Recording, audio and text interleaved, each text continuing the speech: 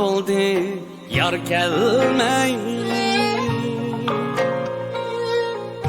yuragimga azob qildi yor kelmay haqiqatim tamam bo'ldi yor kelmay yuragimga azob qildi yor kelmay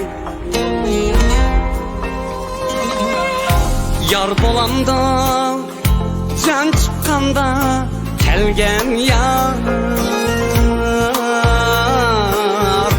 yosh ketib yomon bo'ldi yor kelmay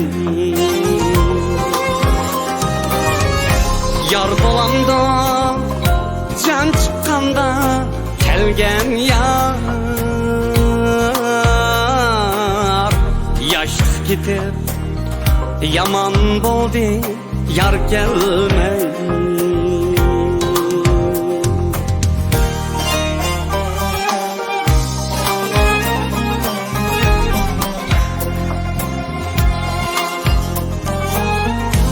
aylar ketdi nime olmay yadiga yıllar acab oldu yarni daldiga amdi kelsa chiqolmasman oldiga bu soğular davan bo'ldi yor kelmay amdi kelsa chiqolmasman oldiga bu so'g'lar davan bo'ldi yor kelmay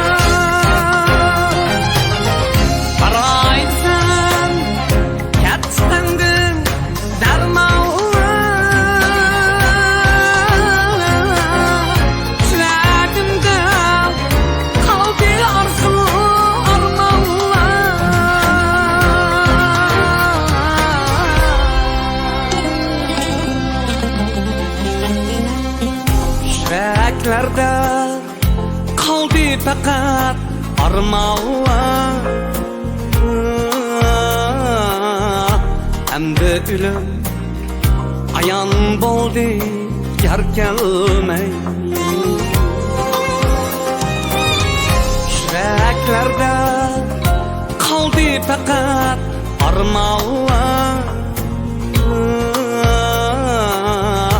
hem de ölüm ayan bo'ldi yor kelmay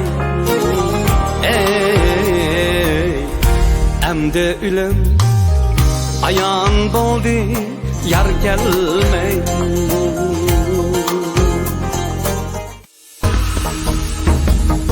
Yaxshimisiz? Yaxshimisiz? Shakir, siz o'ylagandek odam emas. Bu ishlarni men Rishod o'rlashtirgan.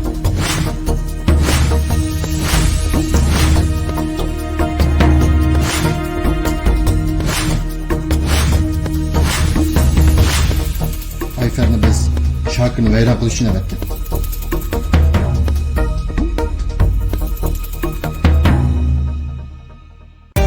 Endi o'lim ayan bo'ldi yor kelmay